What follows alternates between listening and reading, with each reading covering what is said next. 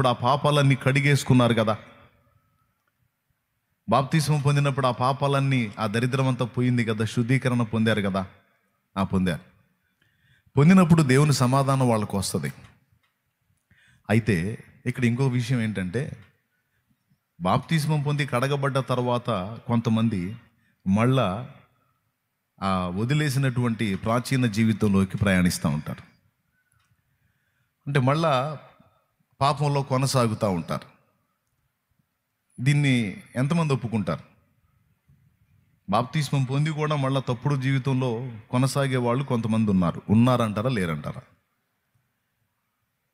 అప్పుడు వాళ్ళలో కూడా పాపం పనిచేస్తుంది, మళ్ళీ వెంటాడుతూ ఉంటుంది.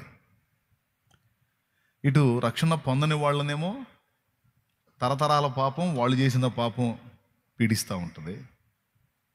రక్షణ పొందిన తర్వాత మళ్ళీ పాపంలోకి వెళ్ళినటువంటి వాళ్ళని కూడా మళ్ళీ పాపం పట్టుకుంటుంది.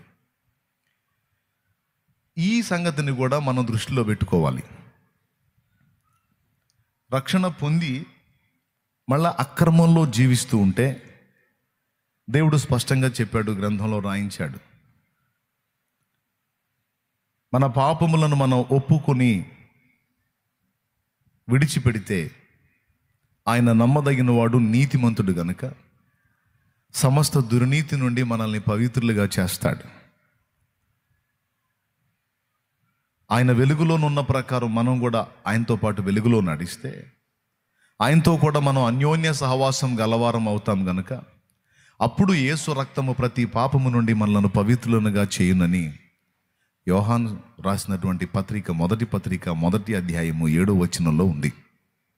6-7 వచనాల్లో. ఇప్పుడు ఏం చేయాలి? రక్షణ పొంది మళ్ళా పాపంలో బ్రతుకుతున్నోడు ఏం చేయాలి? దాన్ని విసర్జించాలి.